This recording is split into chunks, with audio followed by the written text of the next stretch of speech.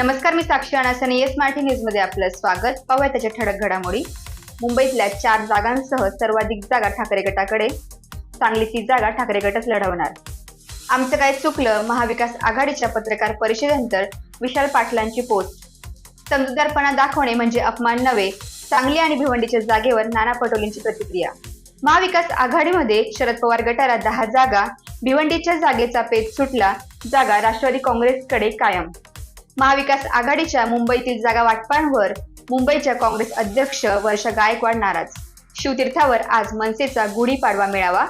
राज ठाकरे कुठली भूमिका मांडणार यांकडे सगळ्यांचं लक्ष. आता पाहूया ठळक बातम्या विस्ताराने. स्वीप कार्यक्रमाअंतर्गत जिल्हा परिषद शाळा तिसगाव विद्यार्थ्यांची मतदार जनजागृती रॅली तिसगाव तालुका दिंडोरी जिल्हा नाशिक येथे सकाळी 8 वाजता काढण्यात आली.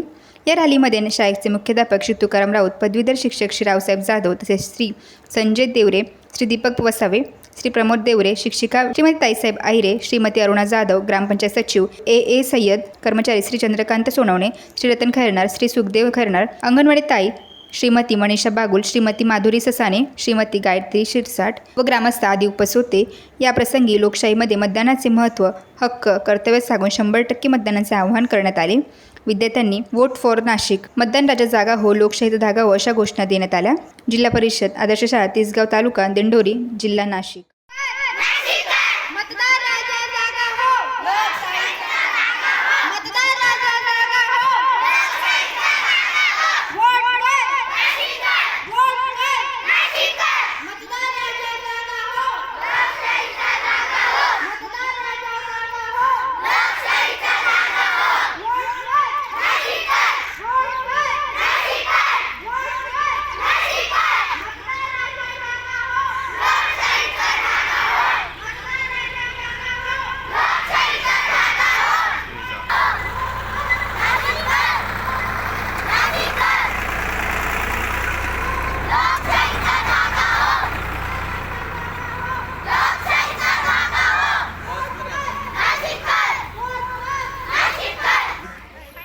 तिसगाव तालुका दिंडोरी जिल्हा परिषद शाळा मुख्याध्यापक, सर्व शिक्षक वृंद, अंगणवाडी ताई, ग्रामपंचायत अधिकारी, सर्व कर्मचारी सर्वांच्या वतीने येत्या लोकसभा इलेक्शनसाठी गावातील 18 वर्ष पूर्ण झालेले अर्थात मतदार यादीतील स्त्री, पुरुष, वृद्ध, दिव्यांग सर्व व्यक्तींनी मतदानाचा अधिकार बजावावा.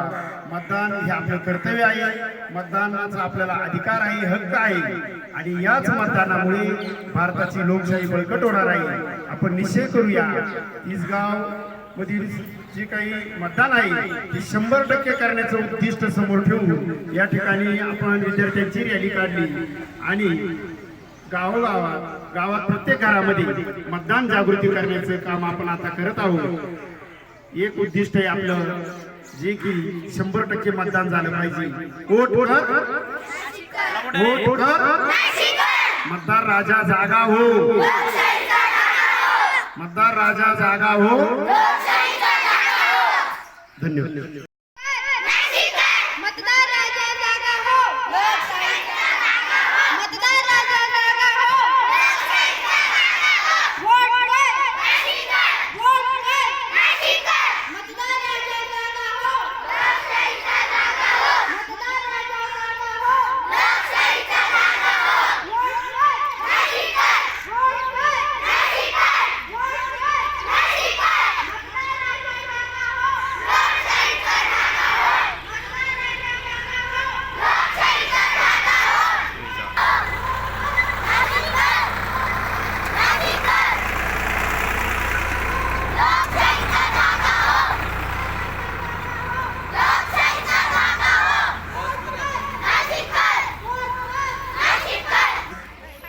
तिसगाव तालुका दिंडोरी जिल्हा परिषद शाळा मुख्याध्यापक, सर्व शिक्षक वृंद, अंगणवाडी ताई, ग्रामपंचायत अधिकारी, सर्व कर्मचारी सर्वांच्या वतीने येत्या लोकसभा इलेक्शनसाठी गावातील 18 वर्ष पूर्ण झालेले अर्थात मतदार यादीतील स्त्री, पुरुष, वृद्ध, दिव्यांग सर्व व्यक्तींनी मतदानाचा अधिकार बजवावा.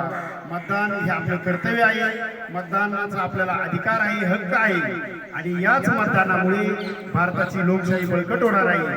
आपण निश्चय करूया, इसगाव मधील जे काही मतदान आहे ते 100% करण्याचं उद्दिष्ट समोर ठेवून या ठिकाणी आपण विद्यार्थ्यांची रॅली काढली आणि गावात प्रत्येक घरामध्ये मतदान जागृती करण्याचं काम आपण आता करत आहोत. एक उद्दिष्ट आहे आपलं, जे की 100% मतदान झालं पाहिजे. वोट कर, मतदार राजा जागा हो, मतदार राजा जागा हो. धन्यवाद. सप्तशृंगी देवी संस्थांच्या जनसंपर्क कार्यालयाचं आज पाडव्याच्या दिवशी शुभारंभ.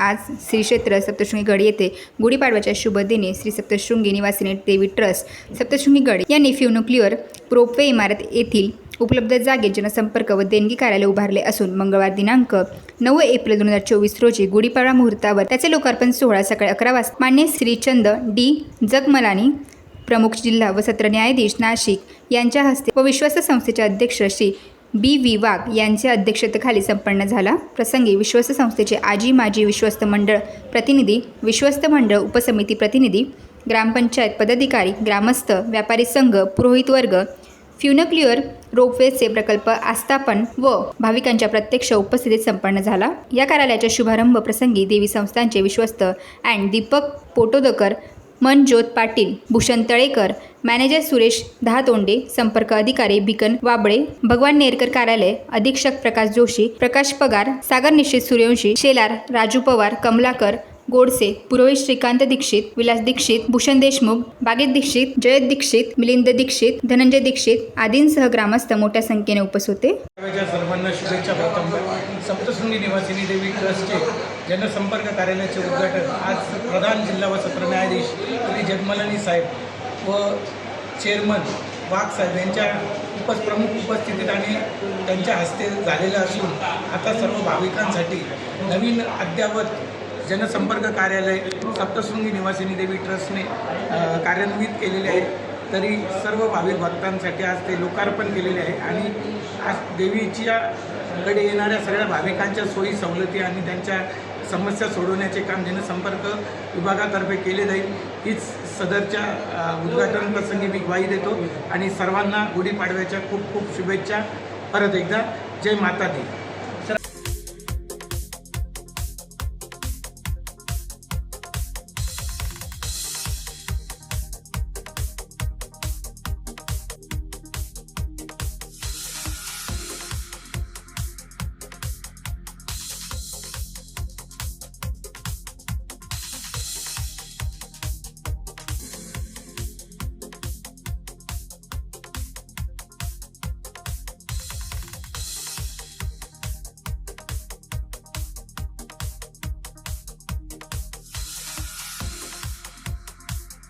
येस मराठीसाठी तुषार बर्डे, सप्तशृंगी गड. वासगाव येथे शॉर्ट सर्किटमुळे 30 ट्रॉली चारा जळून खाक. वासगाव तालुका देवळा येथे सकाळी 10 वाजता विजेचा शॉर्ट सर्किटमुळे जवळपास 30 ट्रॉली गुरांचा चारा जळून खाक झाल्याने सुमारे 40,000 रुपयांचे नुकसान झाले आहे. घटनास्थळी आमदार डॉक्टर राहुल आहेर यांनी भेट देऊन नुकसानग्रस्त शेतकऱ्यांना धीर दिला व भरपाई मिळवून देण्याचे आश्वासन दिले. याबाबत सविस्तर माहिती अशी आहे की वासगाव तालुका देवळा येथील शेतकरी अमोल देवरे यांनी आपल्या शेतात गुरांसाठी जवळपास 30 ट्रॉली मक्याचा चारा रचून ठेवला होता. चाऱ्यालगत आदिवासी वस्ती आहे. रविवार दिनांक 7 एप्रिल रोजी सकाळी 10 वाजेच्या सुमारास या चाऱ्याला शॉर्ट सर्किटमुळे अचानक आग लागली. जवळपास राहणाऱ्या लोकांच्या ही घटना लक्षात येताच त्यांनी चारा मालक अमोल देवरे यांना याची कल्पना दिली. घटनास्थळी लोकांनी धाव घेऊन चारा विझवण्यासाठी प्रयत्न केला. उन्हाच्या तीव्रतेने आगीने रौद्र रूप धारण केले. आग विझवण्यासाठी देवळा नगरपंचायतीच्या अग्निशमन वाहनाला प्राचारण करण्यात आले. अग्निशमन दलाच्या जवानांनी आग आटोक्यात आणण्यासाठी परिश्रम घेतले. त्यामुळे चारा शेजारी राहणाऱ्या आदिवासी लोकांमध्ये घबराट निर्माण झाली होती. मात्र वेळीच अग्निशमन दलाच्या जवानांनी आग आटोक्यात आणल्याने त्यांनी सुटकेचा निश्वास सोडला. या कामी वडाळा येथून अरुण पवार यांनी घटनास्थळी तात्काळ पाण्याचा टँकर पाठवून आग विझवण्यासाठी मोठी मदत केली. यात कुठल्याही प्रकारची जीवितहानी झाली नसून देवरे यांचे जवळपास 40,000 रुपयांचे नुकसान झाले असून तलाठी धोंडगे यांनी घटनास्थळी कोतवालाला पाठवून माहिती घेत सोमवार दिनांक 8 रोजी पंचनामा केला, अशी माहिती देवरे यांनी दिली. दरम्यान घटनेची माहिती मिळताच आमदार राहुल आहेर यांनी भेट देत नुकसानाची पाहणी केली. यावेळी ग्रामस्थ उपस्थित होते.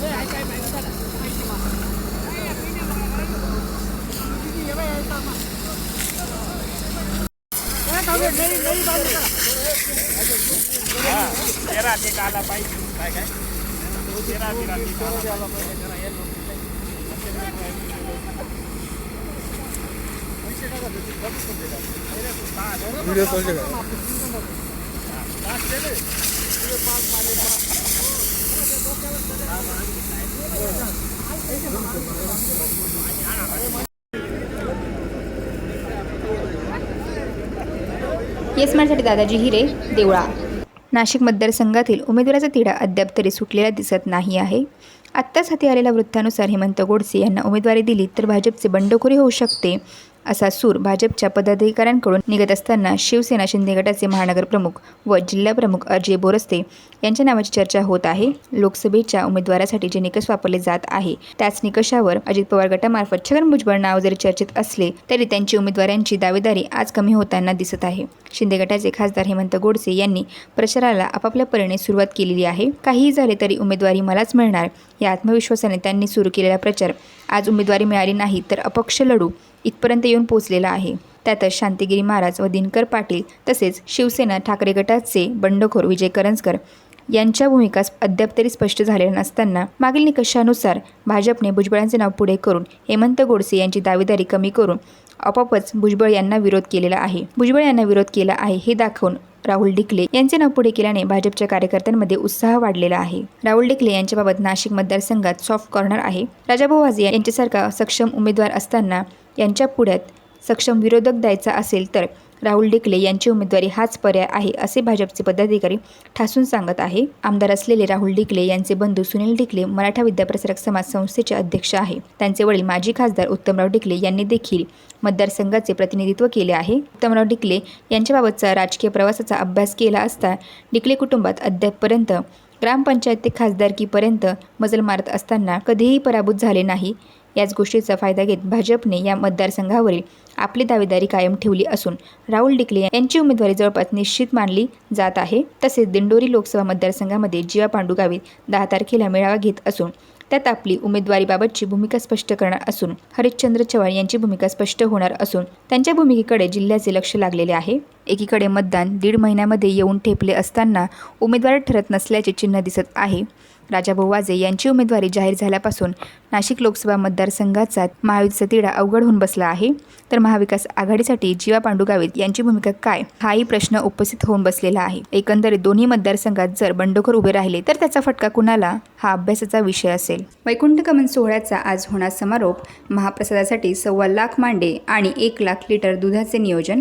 भरवसपाटा तालुका निफाड येथे संतश्रेष्ठ श्री तुकोबाराय त्रिशतकोत्तर अमृत महोत्सवी 375वा वैकुंठ गमन सोहळ्याच्या 7व्या दिवसाची कीर्तन सेवा हरिभक्त पारायण ज्ञानेश्वर माऊली कदम उर्फ छोटे माऊली यांनी दिली. आज गुढीपाडवा असून सोहळा समाप्तीच्या दिवशी सकाळी 10 ते 12 पूजेचे कीर्तन हरिभक्त पारायण एकनाथ महाराज सदगीर यांचे हरिकीर्तन होणार आहे. तसेच हरिभक्त पारायण ज्ञानेश्वर माऊली कदम उर्फ छोटे माऊली यांच्या काल्याच्या कीर्तनाने आनंदमय व उत्साहाच्या वातावरणात सांगता होत आहे. 7व्या दिवशी वेरूळचे मठाधिपती महामंडलेश्वर स्वामी शांतिगिरी महाराज, मराठा संघर्ष योद्धा मनोज जरंगे पाटील, माननीय नामदार दादा भुसे, कॅबिनेट मंत्री कोपरगावच्या स्नेहलताई कोल्हे, अनिल कदम पाटील, शिरीष कुमार कोतवाल, माजी जिल्हा परिषद सदस्य अमृताताई पवार यांनी कार्यक्रमाला सदिच्छा भेट दिली. गुरुवर्य छोटे माऊली यांनी देणगीदार, स्वयंसेवक, अन्नदाते, पोलीस प्रशासन व उपस्थित भाविक भक्ताचे यथाशक्ती सहकार्य केल्याने आभार मानले. नाशिक जिल्ह्यात तुकोबांच्या पादुका दर्शनासाठी उपलब्ध असल्याने या सोहळा काळात आज पावत 25 लाख भाविकांनी दर्शन घेतले आहे. उद्याच्या कार्यक्रमाच्या सांगता दिनी तब्बल 2 लाख भाविक येतील असा आयोजकांकडून अंदाज व्यक्त करण्यात येत आहे. त्यांच्यासाठी महाप्रसादाची जय्यत तयारी सुरू आहे. सप्ताहाच्या सांगता दिनी गुढीपाडवा येत असल्याने 1.25 लाख मांडे, 1 लाख लिटर दूध, 25 टँकर लस्सी, 80 क्विंटल तांदळाचा भात, 1.5 लाख पत्तरवाळी, महाप्रसाद वाढण्यासाठी 1000 वाडेकरी असणार आहेत. एकूण कार्यक्रमासाठी 5000 स्वयंसेवक राबत आहे. महाप्रसाद बनवण्यासाठी 70 आचारी, वाढण्यासाठी मोठे 30 ट्रॅक्टर, छोटे 80 ट्रॅक्टर, 100च्या वर पिकअप मांडे गोळा करून निफाड, कसमा पट्टा व नजीकच्या तालुक्यात रवाना करण्यात येणार आहे. चांदवड, सटाणा, बागलाण, मालेगाव, देवळा, नांदगाव या तालुक्यातील अनेक गावातून मांडे उपलब्ध होतील. त्यासाठी प्रत्येक घरातून 11, 21, 31 असे मांडे महाप्रसादासाठी देण्याचे आवाहन करण्यात आलेले आहे. विशेष म्हणजे महाप्रसादाचे अन्न आणि औषध प्रशासनाकडून विशेष चाचणी करण्यात येणार आहे. या सप्ताह काळात अनेक दानशूर व्यक्तींनी मदत केलेली असून सांगतेच्या दिवशी वेगवेगळ्या ठिकाणावर मांडे जमा होणार असून महाप्रसादासाठी लागणारा इतर खर्च म्हणजेच 25,000 लिटर दूध, सारभात व इतर खर्च लासलगाव बाजार समितीच्या संचालिका सोनियाताई होळकर यांनी उचललेला आहे. तुकोबारायांचे वंशज व देहू संस्थांचे अध्यक्ष हरिभक्त पारायण पुरुषोत्तम महाराज मोरे, विश्वस्त हरिभक्त पारायण माणिक महाराज मोरे, महाराष्ट्रातील विविध संस्थांचे वंशज, धर्मगुरू, साधू संत यावेळी उपस्थित राहून कार्यक्रमाची शोभा वाढवणार आहे. या कार्यक्रमासाठी जवळपास 2 लाखाच्या वर भाविक जमा होणार असून या ठिकाणी प्रचंड गर्दी होणार आहे. तरी उपस्थित महिला भगिनींनी यांनी आपले मौल्यवान व सोन्याचे वस्तू परिधान करून येऊ नये व भाविकांनी आपले मोबाईल, पाकिटे व्यवस्थित जपून ठेवा. आपल्या सोबत आणलेल्या लहान मुलांची काळजी घ्या. त्यांना एकटं सोडू नका. स्वयंसेवकांना, आयोजकांना सहकार्य करा असे आवाहन लासलगाव पोलीस स्टेशन सहाय्यक पोलीस निरीक्षक भास्करराव शिंदे यांनी केले आहे. अरे तुम्ही तर 5 येतात, पांडव शब्द जर तर 5 होता ते 100 कौरव आमचे एवढा एक पेशा. एकदा कौरवातला दुर्योधन उचलून नेला गंधर्वानी, पुढं नेला असं कोण आणखी आपल्या काय गंधर्वानी उचलून नेला. चालल्यावर तिथं गेले दर्शन आहे का परत 34 तास 35 तास 40 तास दर्शन करायचं. 40 दिवस चालायचं, परत 40 तास उभं राहायचं आणि 1 सेकंद तिथे जगले जीवाच्या पायाचं वर्णन पाय अन्न गोपजळी खेदशील जीवाचे पाय धडाचे नाही. काही लोकांचं नाही आपल्याला तुम्ही आमच्या घराला पाय लावा, तुम्ही आमच्या घराला पाय लावा, कशाला ते पाय नाही गुणाचे येते. विठ्ठल महाराज भले म्हणायचे काही लोकांचे पाय धुतलेले नसतात, भरलेले असतात. असल्या लोकांचे पाय आपल्या घरी लावू नका. काही लोकांना गल्लीतच चहा पाजायचा, तिथंच खाना नारळाने मोठी व्हायची, तिथूनच काढून द्यायचं.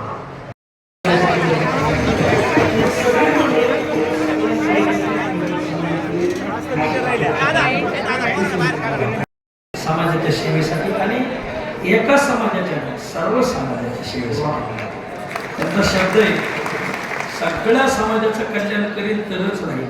पांडुरंगाने तुमच्याकडून जनार्दनाचा आशीर्वाद, समाजाचा आशीर्वाद आणि एकासाठी नाही सगळ्यासाठी असं आहे असं त्यांचं म्हणणं आहे. ज्या कार्यकर्त्यांनी आणलं त्यांना धन्यवाद. सगळ्या नाशिक जिल्ह्याच्या वतीने एकदा त्यांच्यासाठी काय कोण जाणे, पण इथं जरांगे पाटील येणार होते म्हणून नाही, पण बाबा हे पहिल्या दिवसापासून गर्दी भरपूर, पहिल्या दिवसापासून समाज येतोय.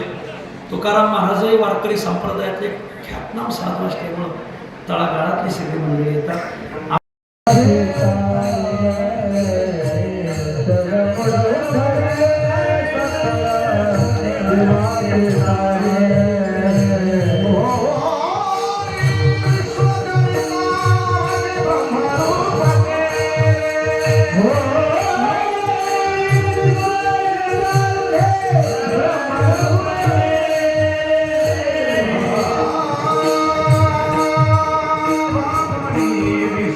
Gita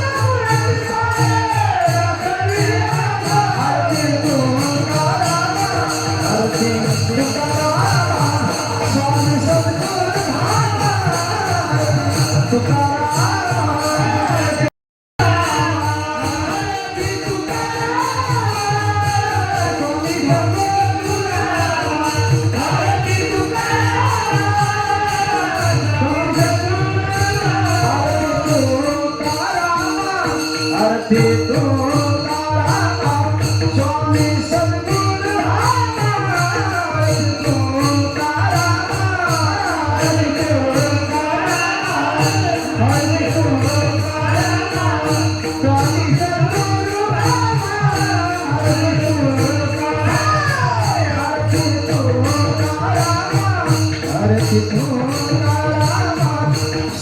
सद्गुरु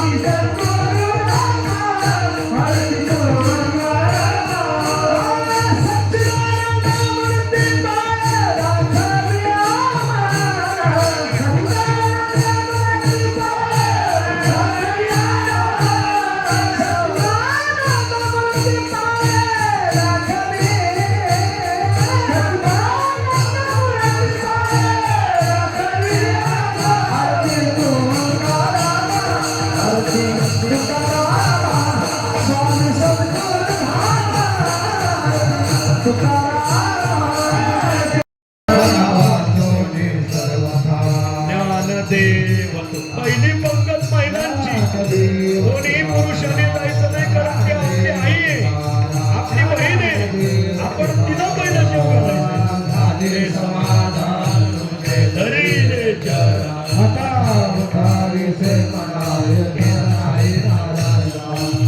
सुरवाडी कल्पने येथे सापडले केले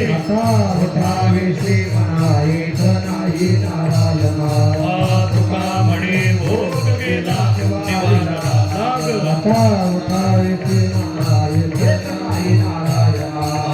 करोनी आरती आता ओवाळू श्रीपती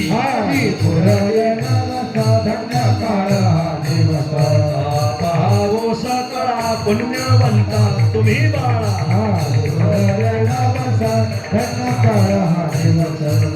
तुका वाहे ताळी होता सन्निध जवळी प्रेम सप्रेम आरती गोविंदा ते ओवाळते बाळा प्रौढा आणि मुग्धा ओवाळते परमानंदा नामा म्हणे केशवा ते धरुणी राहिलो तन्नस्ते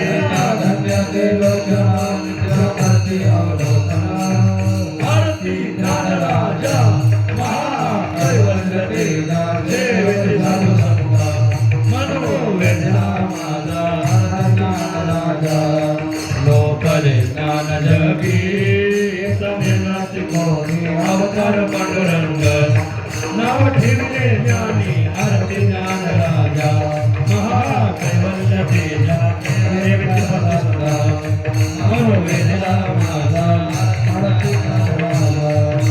प्रकट होई बोले विश्व ब्रह्मच केले राम जनार्दनी आई प्रकट केले आरती ज्ञान राजा महाकैवल्य तेजा सेवित मनोवेदना माझा आरती ज्ञान राजा जड उतरेले सकळ जीवा स्वीकारले ओनी विश्वजनिता अवघे ब्रह्मरूप केले आरती तुकारामा स्वामी सद्गुरु रामा सच्चिदानंद मूर्ती राघवे आमा आरती तुकारामा राघवे सागरात आशान तारिले पैसे तुकोबाने भंग रक्षिले आरती तुकारामा स्वामी सद्गुरु रामा सच्चिदानंद मूर्ती राघवे आमा आरती तुकारामा पिता तुलने से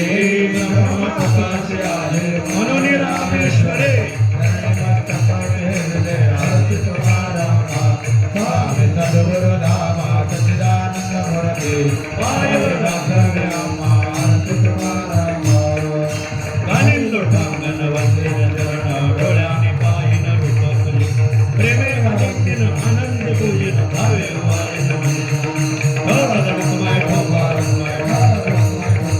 तुझी अनाथाचा दाता शरण आलो तुझा आता संत संगती दे चरण सेवा हाची भाव माझी आजीवा मज भाव प्रेम दे प्रीती विघ्ना सोडवणी हाती अनेक काही नाही मागणे साकडे न पडे तुझ जेणे जोडोनी कर पायी ठेवितो माथा रंगी ओढवावी रंग कथा धन रखमाय ठोबा रखमाय धन रखमाय ठोबा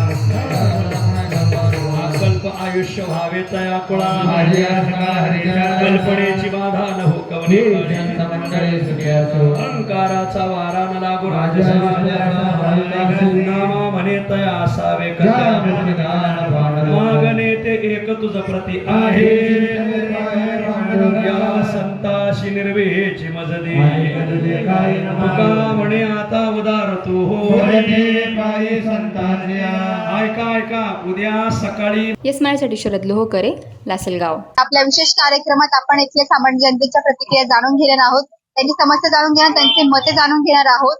आणि या लोकसभा मतदारसंघाच्या आढावा या कार्यक्रमात साधारणतः जनतेपर्यंतचे जे प्रश्न आहेत ते सोडवण्याचा कुठेतरी आपण प्रयत्न करणार आहोत.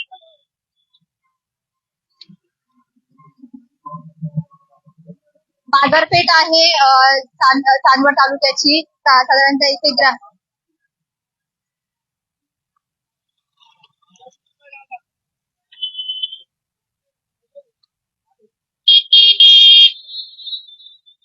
ज्येष्ठ नागरिक आहे, आपण त्यांच्या प्रतिक्रिया जाणून घेणार आहोत.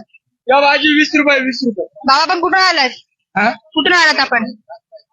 कुठून आला तुम्ही? काय घेताय? भाजी घेते. साधारणतः तुमच्या परिसरामध्ये पाण्याचं कसं काय? आणि अवकाश आहे पाणी येतं का? आणि येत ना काय सांगतो पाणीच काय.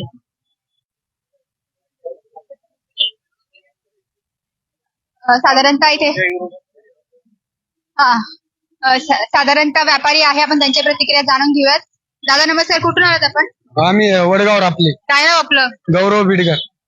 साधारणतः काय चालू आहे आता सध्या मेथीचा भाव, किंवा कसं कितपत तोटा होतो कितपत नफा होतो? आता सध्या पाण्याची तर बहुत कमरता आहे. त्याच्यानंतर भाजी आता 25 रुपये जुडी चालू आहे, पण पब्लिक घेत नाही. आणि पाण्याचा म्हणजे विरला बोरला काय पाणी जास्त राहिलं नाही. आता टँकरनं आम्ही दुसरीकडून विकत घेऊन टँकरला पाणी टाकतोय भाजीला. साधारणतः इलेक्शन येत आहे, तर तुम्ही मतदान करणार का? हो, आता बघू. आता आम्ही ते मतदान कोणाला करणार, भाजपला की काँग्रेस? आता ते काय समस्या आहे एकंदरीत, किंवा काय अपेक्षा आहे? आता आमच्या काही गोष्टी जर समजून त्यांनी घेतल्या तर काही आम्हाला दिलं तर मग आम्ही म्हणजे आमच्यासाठी काही गोष्टी तर मग आम्ही बघू तेव्हा.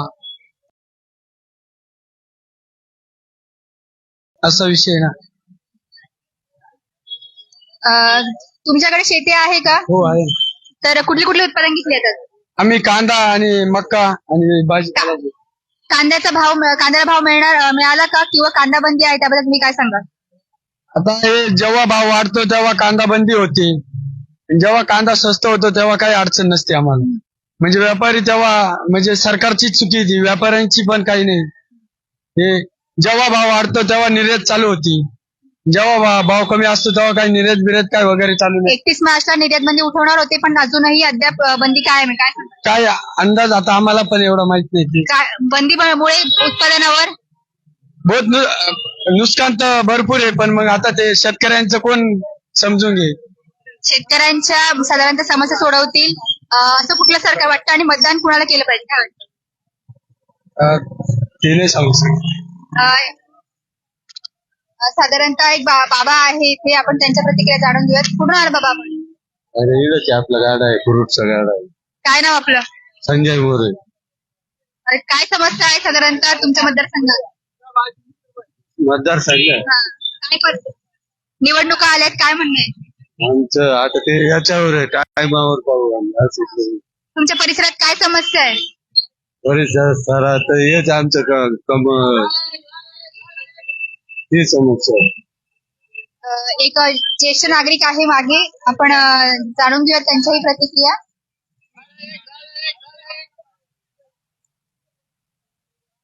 नमस्कार, कुठून आलात आपण?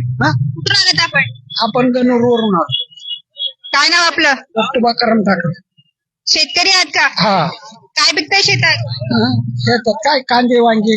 कांद्याला काय भाव चालू आहे सध्या? काय कांदे मार्केटच बंद आहे ना. भावही नाही कांदे निलावं कोणी घेतली मार्केट बंद आहे. 31 मार्चला कांदाबंदी उठवण्यात होती पण अजूनही अद्याप बंदी कायम आहे, काय सांगाल? हा? 31 मार्चला कांदाबंदी उठवणार होते तरी अजून अद्याप कायम आहे बंदी, तर काय सांगाल? आम्ही असं सांगू का कांदा बंदी करू नका, मार्केट चालू करा. काय गरीब जगायचे कसे, काय भाव वाढून पाहिजे. त्याचे का माल आहे ना त्याला तरी काही चान्स पाहिजे ना. आता बहुतेक दुष्काळ पडेल, बहुतेक लोक इथं कांदा नाहीये आणि 4 लोक इकडचे 12 लोक इथं कांदा नाही. मग इथल्या खासदार आमदारांनी याची काही दखल घेतली आहे का? काहीच नाही आतापर्यंत नाही. कोणी सांगत आम्हीच नाही सांगू शकतो. पाणी आहे का शेतात? प्यायला पाणी नाही, खायला नाही, लक्ष्मीला चारे नाही राहिले. मला उद्या गाय द्यायची, एकच गाय आहे पण चाराच भेटत नाही, तर काय करणार? पाणी भेटत नाही, काय करावं? पाणी इकडचं टँकर चालू आहे, पाणी ते टँकरनं आणायचं, पाणी प्यायचं आणि डोरायला घालायचं.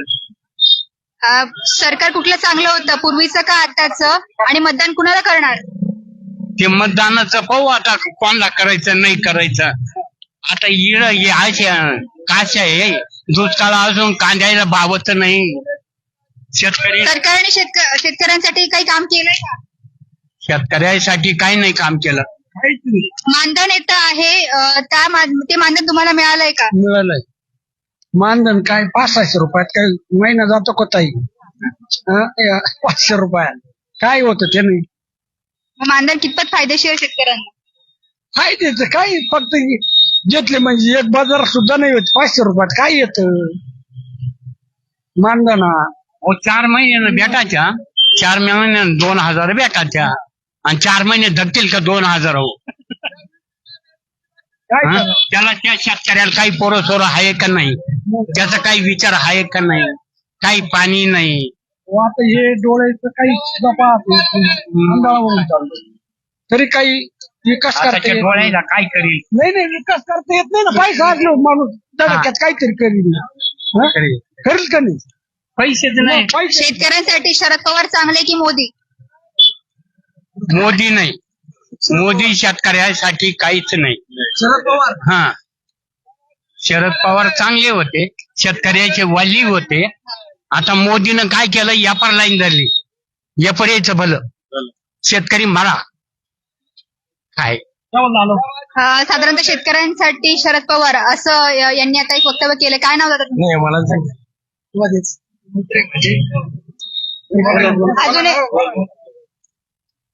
अजूनही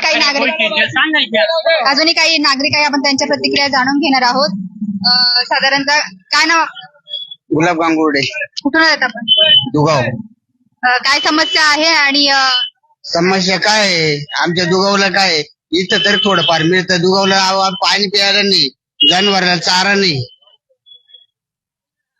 आम्ही काय ना, आम्ही कामधंदा करून खाणारी माणसं आहे. जर शेतकऱ्याकडे काही नाही तर आम्हाला कुठून मिळणार? काय अपेक्षा सरकारकडून? सरकारकडून काय अपेक्षा? सरकारनं समजा डुबवले, काय राहिलं? शेतकरी जीवन कोणावर आहे? कामा नाही, जीवन कोणावर आहे माहितीये का? शेतकऱ्यावर जीवन आहे. शेतकरी पिकवील तर गरीब खाईल, नाहीतर काय गरीबालाही मिळत नाही. शेतकरी एक तर खड्ड्यात गेला, त्याचे कांदे गेले, वांगे गेले, बाजरे गेले. खासदारांनी काही काम केलंय का? काय कोणीच काही करत नाही काम. कार गरीबाचा चुरा झाला. शेतकऱ्याच्या जीवावर संदेश आहे. शेतकऱ्याच्या जीवावर. बाबा कुठून आलात आपण? आपण पिंपळून आलो. काय नाव तुमचं? वाळूपार समोरे. काय समस्या आहे? असा शेतीतल्या काय शेतीमध्ये? कांदा आहे, गहू होतो. काय गव्हाला पीक आणि कांद्याला किंमत आहे तुमचं? आमच्या 1000 रुपये. तोटा होतोय का नफा होतोय? तोटा झाला म्हणून आलो ना. काय समस्या शेतकऱ्या? पाणी आहे का शेतात? शेतात आता तो वर येईल ना, तोच आमचा एक आहे ना. हा जगातला कोणी राहिलं नाही. तुम्ही ह्या चिठ्ठ्या पाठवू नका, काहीही करायचं नाही आपल्याला ह्या शेतच्या लागत नाही. वरून परमिशन देतो आम्ही खातो. तर तेच कांद्याची किंमत आहे. आम्हाला कांद्याचं मार्केट पडलं. एक अजून आहे, काय नाव आपलं? पोपट गांगुडे, कुठं आलात आपण? दुगाव. काय काय समस्या आहे? समस्या कांदे म्हणजे कांद्याला भाव नाही. शेतकरी आहात का? शेतकरी काय कांद्याला भाव चालू किंवा उत्पन्न कसं आहे? उत्पन्न म्हणजे कमीच आहे, पावसामुळं कमीच आहे, पण मग कांद्याला भाव नाही ना. कमी कमी 700-800 रुपये कांदा जाते, कमीत कमी 2000 रुपये तरी भाव भेटायला पाहिजे होता. असं आणि साधारणतः कांदा निर्यात बंदी झालेली आहे, अजून सुद्धा ती उठवली नाही. खोलली नाही त्याच्यामुळे भाव नाही. त्याच्यामुळे हा जे आपले कांद्याला कितपत भाव आहे किंवा काय नफा होतो की तोटा होतो? आता आम्हाला तोटाच आहे कमीत कमी ना 2000 रुपये तरी भाव पाहिला होता. असं शेतकऱ्यांसाठी कुठलं सरकार योग्य आहे, भाजप की काँग्रेस? ते तर आता इडून मोर काय आता शेतकऱ्याचे होय. कोण आम्ही ठरवू कोणाला मतदान करायचं बा. असं शेतकऱ्यांच्या दृष्टीने कोण चांगले होते, शरद पवार की मोदी? आता ठरवू आम्ही शेतकरी काय करायचं काय आधी सरकारकडून काय अपेक्षा शेतकऱ्यांसाठी काय केलं? कमीत कमी भाव जर कांदा जर दिला तर निराश खुली जर केली असेल शेतकऱ्यांनी सगळं मतदान आपलं मोदीला दिलं असतं. कोणते उमेदवार चांगले आहे किंवा शेतकऱ्यांच्या साठी लाभदायक आहे, भास्कर वगैरे की इला हातुरे आमदार गावीत. हा यांनी साधारणतः आपलं शेतीच्या समस्या मांडलेल्या आहे. मागे एक नागरिक आहे, आपण त्यांच्याशी संवाद साधणार आहोत. नमस्कार सर, कुठून आलात आपण? आम्ही इथलेच आहे. काय नाव आपलं? जाधव. काय काय काय चालू आहे? ते समस्या काय काय समस्या आहे मतदारसंघात? काय समस्या काय राहणार मतदारसंघात? मतदारसंघामध्ये काय पाणी पण 1 तास पाणी येतं पूर्ण हप्ताभर कसं काय? संडासला पाणी लागत, आंघोळीला पाणी लागत, धुण्याला पाणी लागत, कुठून आणायचं? पाणी आहे का आमच्या गावाला? बस एवढी सुविधा करायची. आणि गढूळ पाणी येतं का स्वच्छ पाणी? स्वच्छ येतं, स्वच्छ. किती दिवसानंतर पाणी पुरवठा केला जातो? 7व्या दिवशी. वाटतं नाही ना बोल राहिले भागाने. नाही समस्या जाणून घेतो जनतेच्या. साधारणतः कुठल्या सरकारला मतदान केलं पाहिजे असं वाटतं?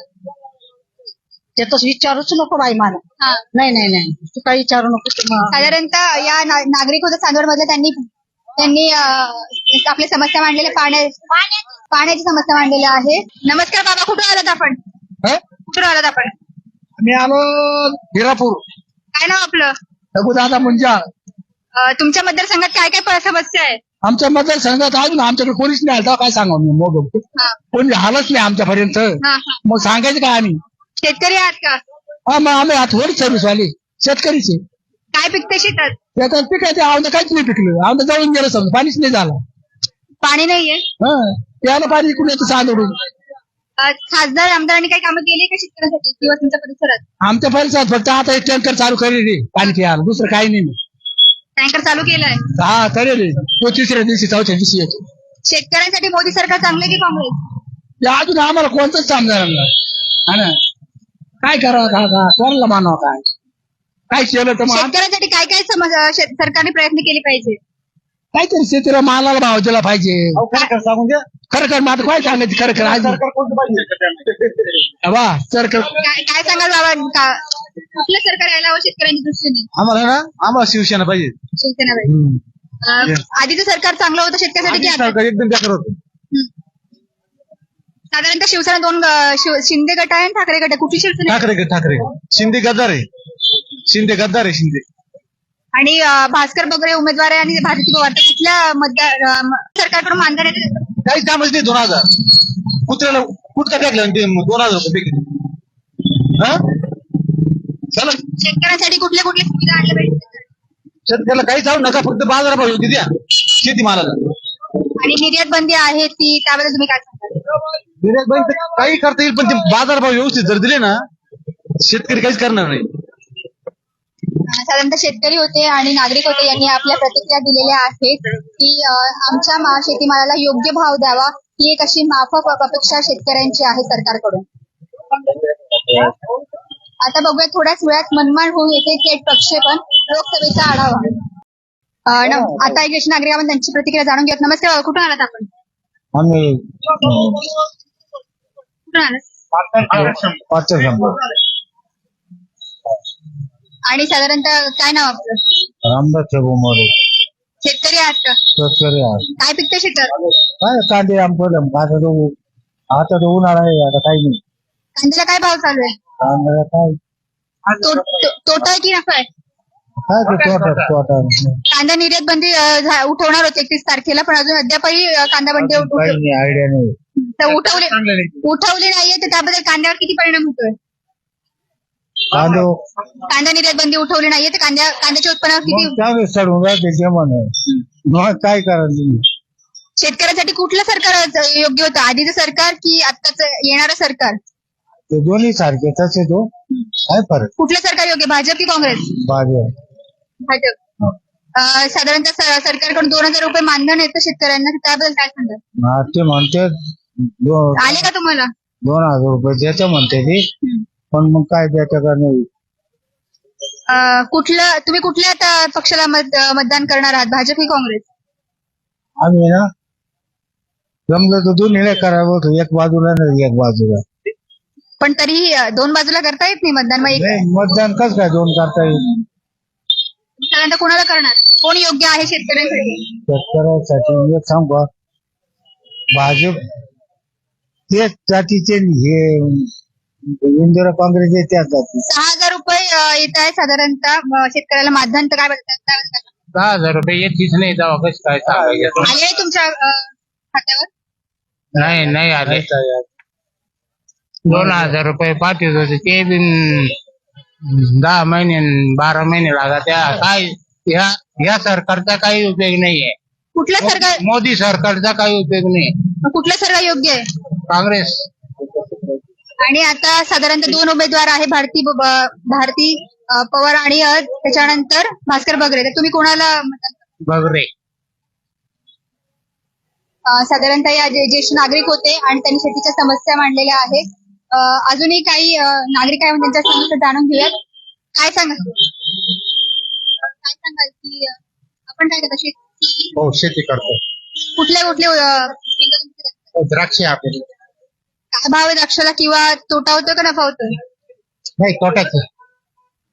त्या सरकार म्हणजे आता कांद्याला आणि द्राक्षाला काहीच उपयोग नाही. कुठलं सरकार यावं असं वाटतं? नाही, पहिलं काँग्रेस चांगलं होतं. काँग्रेस आता याच्यात काहीच नाही. कोणाला मतदान करणार, भास्कर बगरे की भारती पवार? बगरे. ते शेतकऱ्यांना न्याय देतील असं वाटतं? नाही, ते करतील काहीतरी शेतकऱ्यासाठी करतील. शेतकरी होते आणि साधारणतः नागरिक होते, यांनी आपली मतं जे आहे ती मांडलेली आहे. साधारणतः गृहिणी आहे इथे, आपण त्यांचंही मत जाणून घेणार आहोत. नमस्ते काकू, कुठून आलात आपण? गावखाना. काय नाव आपलं? देवीदास वाघ, आशा देवीदास वाघ. गॅसचे भाव काय चालू आहे सध्या आणि काय मत आहे? 810. मग कितपत भाव कमी झाले पाहिजे, गॅसचे भाव कमी झाले पाहिजे मॅडम असं. कितपत म्हणजे कितपत योग्य आहे हे, किंवा तुमचं बजेट मांडायला किंवा सगळी मांडणी करायला कितपत अवघड जात आहे? आमचं बजेट मॅडम असं आहे का 500, 400, 450, 500 पर्यंत परवडतंय का? पण असे 800, 900 जास्त झालं ना मॅडम असं. भाव कमी व्हायला हवे. काय अपेक्षा सरकारकडून गृहिणीसाठी किंवा घरासाठी म्हणा, किंवा साधारणतः दैनंदिन जीवनासाठी काय काय नाही मॅडम. निवडणुका येत आहे, काय अपेक्षा सरकारकडून? मध्यमवर्गीय लोकांना मदत केली पाहिजे बुवा. मध्यमवर्गीय लोकांना मदत केली पाहिजे. कुठल्या प्रकारची मदत केली पाहिजे, म्हणजे साधारणतः काय सुविधा आणल्या पाहिजे? सर्व प्रकारचे जेवढे हायफाय लोक राहतात तसे असं सामान्य लोकांची अपेक्षा असते ना मॅडम, असे पाहिजे बुवा काहीतरी सुविधा असं. साधारणतः गृहिणी होत्या आणि अजूनही मागे गृहिणी आपण. नमस्कार सर, कुठून आलात आपण? मालेगाव. काय नाव आपलं? रवींद्र लिंगायत.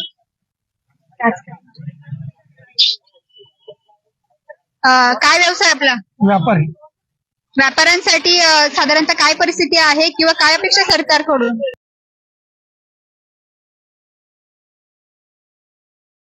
वाटोळ करून टाकलं सरकारने, काय करायचं? फक्त हिंदू करून सरकार जो पोरला हिंदूंना, बाकी काय करू राहील? काय काय निवंदन धर्म बघा, काँग्रेसवर मी स्वतः बीजेपीचा हे कायदेशीर सभासद आहे. 70 वर्ष काँग्रेसने काय हिंदूला मारून टाकलं, करून काहीतरी सगळ्यांच्या हिताचं काम केलं पाहिजे. नुसतं हिंदू हिंदू म्हणून कधी चालणार नाही. काहीतरी विकास केला पाहिजे. काहीतरी मी स्वतः बीजेपीचं समर्थक, परंतु हे जे चालू आहे आता सध्या हे सगळे अजित पवार चोर, हे सगळे चोर घेऊन बीजेपी प्रसाद त्यांना आणि साधारणतः व्यापारासाठी म्हणा किंवा सामान्य जनतेसाठी कुठल्या सुविधा आणल्या पाहिजे सरकारने असं वाटतं? म्हणजे व्यापाऱ्यांचं काही नाही, शेतकऱ्यांकरता केलं पाहिजे सरकारने. व्यापाऱ्यांचं काही नाही, व्यापाराला काही एवढं हे नाही. व्यापारी त्याच्या हिमतीवर कमवतो, त्याच्या हिमतीवर कमवतो. व्यापाऱ्यांकरता काही नाही केलं तर व्यापारी जीवर सरकार कमवून राहिलं आणि सगळं बेकारी करून राहिलं. व्यापाऱ्यांकरता काही नाही केलं पाहिजे शेतकऱ्यांकरता जो खरा गरजू आहे त्याच्याकरता केलं पाहिजे. साधारणतः कोणाला मतदान करणार, भारतीय पवार की भाजप? हा? कोणाला? आमच्याकडे मालेगाव मतदारसंघाची दोघं दोघं नाही. आणि मी मतदान कोणाला करायचं हा माझा अधिकार, तुम्हाला सांगून का उपयोग नाही. पण तरी साधारणतः कुठलं सरकार यावं असं वाटतं, भाजप की काँग्रेस? नाही, आम्हाला मोदीच पाहिजे. फक्त त्यांनी जे चोर घेतले नाही, हे भामटे नको घ्यायला पाहिजे. ते हे आपल्या स्वतःच्या जीवावर आम्ही 15 वर्ष पक्षाकरता करत होते, त्याचा आमचा काही फायदा नाही उरला. हे चोरून सत्ता करून राहिली. साधारणतः हे व्यापारी होते आणि साधारण सामान्य नागरिक होते, त्यांनी आपले मत आणि जे मनोगत आहे ते साधारणतः मांडलंय. आता थोड्याच वेळात साधारणतः 1 तासाच्या अंतरावर आपण भेटणार आहोत मनमाड येथे. याच आपल्या विशेष कार्यक्रमात लोकसभा मतदारसंघाचा आढावा या कार्यक्रमात आपण मनमाडमध्ये भेटणार आहोत. नमस्कार, आज आपण चांदवड येथील उपजिल्हा रुग्णालय येथे आलेलो आहोत. इथे अनेक नागरिक आलेले आहेत. त्यांचं आरोग्यदायी सेवा असतील किंवा समस्या असतील त्यासाठी उपभोग घेण्यासाठी, म्हणजे साधारणतः वैद्यकीय सुविधा असतील या रुग्णालयाच्या, त्या उपभोग घेण्यासाठी रुग्ण असतील, नागरिक असतील इथे आलेले आहे. आपण त्यांच्या समस्या जाणून घेणार आहोत आणि साधारणतः येथील संपूर्ण परिस्थिती आपण आता जाणून घेणार आहोत की कितपत सुविधा आहे, कितपत यंत्रसामग्री आहे आणि त्याचा नागरिकांना, रुग्णांना किती लाभ होतोय. मागे नागरिक आहे काही आपल्या, त्यांची आपण समस्या जाणून घेऊयात. ते साधारणतः या दवाखान्यात कशासाठी आलेले आहेत, त्यांना कुठपत सुविधा मिळालेल्या आहेत आणि नेमकी त्यांच्या समस्या काय. इथे काका, नमस्कार, काय आपलं? विवेक मोरे. कुठून आलात आपण? आम्ही चांदोड मध्येच राहतो, शेतामध्ये राहतो, चांदोड ग्रामीण मनमाड रोडला राहतो. साधारणतः काय समस्या होती, वैद्यकीय सुविधा तर कशासाठी तुम्ही इथे रुग्णालयात आले? आम्ही वैद्यकीय सुविधेसाठी इथे आलो होतो. मी माझ्या 7 महिन्यापूर्वी माझी मुलगी इथे गेली होती आणि आम्ही माहिती अधिकारामध्ये काही कागदपत्र त्यांना अर्ज फाटे केले ते, त्याच्यासाठी आलो होतो. पण कुठल्याही प्रकारचा प्रतिसाद आम्हाला देत नाहीये आणि आरोग्य व्यवस्था ढासळ असल्या कारणाने माझी मुलगी 7 महिन्यापूर्वी तिला प्राण गमावा लागला. त्याचा आम्ही पाठपुरावा करतोय, पण त्याला कुठल्याही प्रकारचं कोणी बी आम्हाला सहकार्य करत नाहीये. साधारणतः तुमच्या मुलीला काय झालं होतं किंवा कुठला? माझ्या मुलीला सर्पदंश झाला होता आणि इथून हाकेच्या अंतरावरती आम्ही राहतो. 10 मिनिटात मी दवाखान्यात मुलीला आणलं. आम्ही प्रथम उपचार केला, तिचा हात बांधला, तिला इथं दवाखान्यात ताबडतोब आणलं. 5-10 मिनिटात आम्ही तिला ऍडमिट केलं. डॉक्टरांनी तिचा सांगितलं का म्हणजे तिला साधा म्हणजे सर्प हा दंश विषारी नाही, म्हणजे बिनविषारी आहे. हात सोडल्यानंतर मुलगी त्यांच्या समोर 2 मिनिटांमध्ये मुलीने प्राण गमावला. आम्ही सांगत होतो की कोबराचे, तुम्ही कोबऱ्याचं इंजेक्शन मारा. त्यांच्या कोबऱ्यावरती कुठलीही लस नव्हती उपलब्ध. त्याच्यानंतर व्हेंटिलेटर होतं. इथं कोरोना काळामध्ये कोविडच्या याच्यामध्ये PM फंडातून 12 व्हेंटिलेटर आलेले. माझा लहान बंधू पण डॉक्टर आहे, खाजगी रुग्णालय चालवतो. त्यांनी 1 महिना इथे प्रॅक्टिस केली, तेव्हा PM फंडातून इथं 12 व्हेंटिलेटर आले होते. त्या दिवशी 1 पण व्हेंटिलेटर इथं नव्हतं, सर्व बाहेर काढून दिलेले होते यांनी. आणि मुलीचा जेव्हा प्राण गेला तेव्हा म्हणतात तुम्ही बाहेर हलवा. बाहेर घेऊन गेल्यानंतर त्या ॲम्ब्युलन्समध्ये जी सुविधा पाहिजे ती पण नव्हती. आणि ह्या तालुक्याचा खासदार डॉक्टर, या लोकसभेचा खासदार डॉक्टर आहे आणि आरोग्य राज्यमंत्री पण डॉक्टर आहे, आमदार डॉक्टर आहे, जिल्हा परिषद डॉक्टर आहे, पंचायत समिती सभापती डॉक्टर आहे. हे डॉक्टर असून बी यांच्या पदव्या कशाला, फक्त नावाला आहे का? इथं कुठल्याच प्रकारचं सुख सुविधा नाही भेटत, नागरिकांना सुख सुविधा भेटत नाहीये. आणि आम्ही जर अर्ज फाटे केले तर माझ्या मुलीच्या बाबतीमध्ये काही राजकीय मंडळीने इथं माहिती अधिकारामध्ये अर्ज टाकलेले होते. त्यांची चौकशी करण्यासाठी आलो तर ज्या डॉक्टरांनी अर्ज दिले ते डॉक्टर 4-4 दिवस अगोदरच्या सह्या करून निघून जातात. तरी ती बातमी पाहिल्यानंतर बी कोणीही त्यांच्यावरती ती विचारणा केली नाही. त्या डॉक्टरांना सुद्धा विचारणा केली, तुम्ही 4 दिवस अगोदर सह्या कशा करून जातात? कुठल्याही प्रकारचं त्यांना मेमोने काहीच केलेलं नाहीये. शिकाऊ डॉक्टर भरती करून ठेवतात. आणि ज्या माझ्या मुलीवर जे उपचार करायचा होता तिथं आज स्पेशालिस्ट डॉक्टर पाहिजे होता. हस्तीरोग तज्ञ डॉक्टरांनी उपचार केला आणि हात बांधलेला असताना त्यांनी सांगितलं म्हणे हात सोडा. आमच्या समोर आमची मुलगी गेलेली आहे, आज आम्हाला काय करावं असं झालेलं नाही. एकुलती 1 मुलगी होती माझी. आणि ज्या अँब्युलन्स मध्ये आपल्याला इथून बाहेर त्यांनी पाठवलं तिच्यात सुद्धा व्हेंटिलेटरची सोय नाही, ऑक्सिजनची सुविधा नव्हती. साधारणतः एक हताश पालक ज्यांनी 7 महिन्यापूर्वी त्यांची मुलगी गमावलेली आहे आणि त्यांनी संपूर्ण भावना व्यक्त केलेल्या होत्या की यंत्रसामग्री नव्हती, व्हेंटिलेटर नव्हतं किंवा कुठली प्रकारची साधं लसीकरण केलं गेलं नव्हतं. त्यांच्या मुलीला सर्पदंश झाला होता, त्याच्यानंतर लस हवी होती पण तीही इथल्या दवाखान्यातून दिली गेली नाहीये. त्यामुळे त्यांच्या मुलीचा कागदपत्रे दाखवले पण तरी पण त्यांच्या मुलीला प्राण गमावा लागला अशी एक त्यांनी एक खंत व्यक्त केली आहे. अजून एक नागरिक आहे, त्यांच्या आपण प्रतिक्रिया जाणून घेऊयात. नमस्कार, कुठून आलात? माझं नाव सुरेश गोविंद बागुल आणि मी शिंदे गटाचा शेड संघटक आहे. शिंदे गटाचा शेड संघटक आहे. आणि मला असं म्हणायचं आहे का चांदवडमध्ये आता एवढं नाशिक जिल्हा उपरुग्णालय म्हणजे म्हटल्यानंतर सगळ्यात मोठं सिव्हिल हॉस्पिटल आहे आपलं, इथं 4 तालुक्यांचं. आणि इथं कुठल्या प्रकारची सुविधा नाही, ना पाण्याची पेशंटला सुविधा आहे ना कुठल्या प्रकारची. जर कधी काही एखादं इमिजिएटली जर अर्जंट कधी आलं तर इथून जास्तीत जास्त नाशिकला आणि मालेगावला जास्त एफआय करून देतात, पिंपळगाव नाशिक असे. आणि इथं शिकाऊ डॉक्टर आहे, डॉक्टर तर इथं नाहीच आहे, सिनियर डॉक्टर आहे फक्त नावासाठी. परंतु इथं या दवाखान्यावर कुठल्याही प्रकारचं म्हणजे हेच नाही. आणि आमदार राहुलदादा आहिरे त्यांनी सुद्धा इथं लक्ष घातलं पाहिजे होतं पण ते सुद्धा लक्ष घालत नाही. भारतीताई पवार आहे, खासदार आहे, आता ते येतील, आता इलेक्शन आलं म्हणजे जवळ येतील, हात जोडतील, आता सांगतील लक्ष राहू द्या तुमच्या अडचणी काय. परंतु आता मागच्या वेळेची गोष्ट आहे. आता समजा प्रत्येक बाई जो आहे तर एखादी बाई आहे डिलिव्हरीला, ते गरीब लोक आहे, पोट भरण्यासाठी येत्या. आता जे पोट भरण्यासाठी येत्या ती बाई गेटपाशी डिलिव्हरीसाठी थांबून गेली होती. पाचपारधी बाई होती, तिच्याकडे तिला विचारलं आधार कार्ड आहे का तुझ्याकडे, मतदान कार्ड आहे का. आता त्यांनी ते बाहेरगावचे लोक, आता ते लोक उतार करू पोट भरण्यासाठी येतात. म्हणजे तुम्ही आधार कार्ड ज्याच्याकडे राहील त्याची डिलिव्हरी होईल, मग त्या बाईने रस्त्यावर डिलिव्हरी व्हायचं का. मोदी साहेब तो म्हणते हर माँ बहन को बोले कुछ ऐसे जरूरत नहीं पड़ी, सबकी सुरक्षा होगी. कोणती सुरक्षा होती? सुरक्षा नाही होती. आज मी दाखवून देतो जमक्ष का या दवाखान्यामध्ये हे सगळं म्हणजे जसं काय झालेलं आहे का इथं जो आहे आणि काय काय ठिकाणी. आता समजा माझ्यासारखा आला म्हणून माझ्यासारख्याने एक फोन केला, मग कोणाला तरी एखाद्या अधिकारीला फोन करेल, मी एखाद्या नगरसेवकाला फोन करेल, याला फोन करेल, तेव्हा तिथं काम होतं. बाकीच्या गरीबांनी काय करायचं, त्यांचे जर ओळखी नसल्या म्हणजे उद्या आम्ही आमदार खासदार त्यांना फोन करायचे का बा तुम्ही आम्हाला मतदान दिले तुम्ही या. त्यांनी सुद्धा इथं वेळेस लक्ष घालायला पाहिजे. आणि इथं आज मी पाण्याची सोय नाही, इथून आज 1 किलोमीटर आहे ते तिथं विहीर आहे आणि त्या पाईपाचं पाणी येतं बरं का, पाईपाचं पाणी येतं आणि ते पाणी प्यायला लागतं. इथं फिल्टर नाही, काय नाही, कुठल्याच प्रकारचं काही नाही, ते पाणी इथं पिले जातं. आणि तुम्ही वरती जाऊन बघा इतकी घाण सुविधा आहे का जिथं बस करी कुठल्या प्रकारचं. इथं काळजीपूर्वक मला तर म्हणणं आहे ना, कारण काय झालेलं माहिती आहे का, फक्त ते आश्वासन देऊन जात्या आमदार खासदारांचे आश्वासन आहे, दुसऱ्या कुठल्या प्रकारचं काही नाही. सरकारी कुठल्याही नियंत्रणावर त्यांचं दबाव नाही.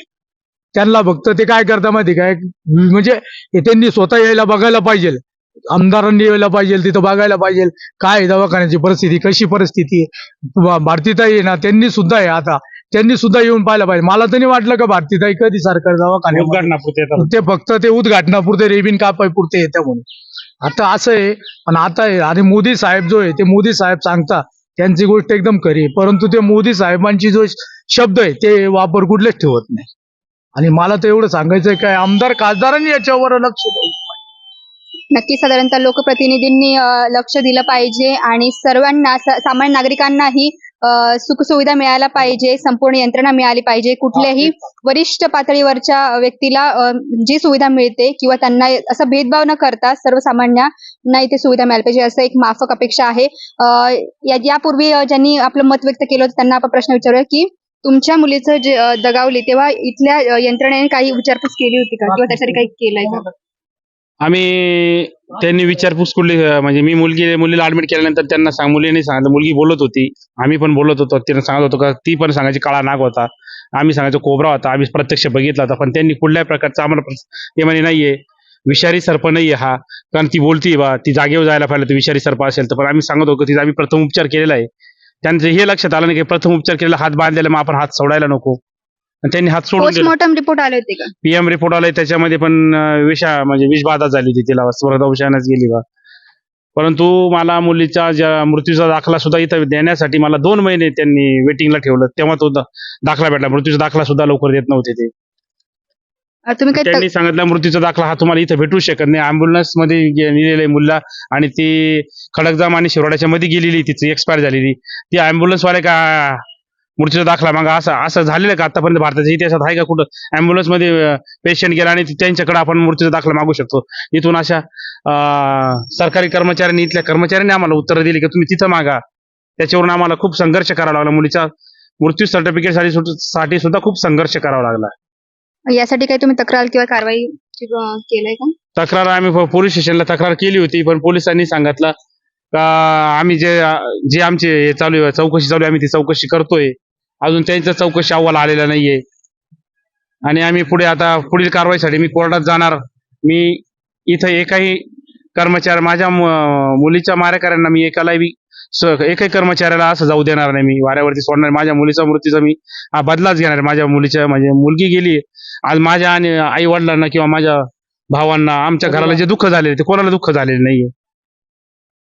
साधारणतः मुलगी गेल्याचं दुःख आणि कुठलीही इथे सुविधा न मिळता त्यामुळेच मृत्यू झालेला याची त्यांनी एक खंत आणि थोडंसं एक आक्रोश आपल्याला व्यक्त केलेला आहे. इथे मागे एक महिला आहे, त्यांच्या पण प्रतिक्रिया जाणून घेऊयात. नमस्कार, कुठून आलात आपण? झोपूर. काय नाव आपलं? सोनाली सुनील जाधव. कशासाठी आलं, म्हणजे काय काम होतं? तुमच्या फाईल दिसते. आम्ही ना चिठ्ठी घ्यायला आलो होतो कसली चिठ्ठी? सोनोग्राफी करण्यासाठी. सोनोग्राफी केली आहे तुम्ही. सुविधा आहेत का, यंत्रणा आहेत? सुविधा काही नाही दिसत इथे. किती वेळ लागला साधारणतः सोनोग्राफीला? सोनोग्राफी इथे नाही केली, चिठ्ठी घेतली फक्त इथं. चिठ्ठी घेतली? चिठ्ठीसाठी सुद्धा अर्धा एक तास थांबवला मला. अर्धा एक तास थांबवलं. चिठ्ठी कशाची आहे? सोनोग्राफीसाठी तिकडे सोनोग्राफी करायची ना, चिठ्ठी घ्यायची होती. चिठ्ठी नसती तर तुम्हाला तिथे सोनोग्राफी झाली असती तुमची? नसती झाली. मग चिठ्ठी घेण्यासाठी इकडे जावं लागतं. अर्धा तास थांबलाय. हो. तर साधारणतः जर ती पावती नसती तर कदाचित माझी सोनोग्राफी झाली नसती, असं इथल्या एका गरोदर महिलेने आपलं मत व्यक्त केलेलं आहे. अशाच प्रकारच्या ताज्या घडामोडींसाठी येस मराठी न्यूज यूट्यूब चॅनलला शेअर करा, सबस्क्राईब करा, लाईक करा आणि पाहत राहा येस मराठी न्यूज.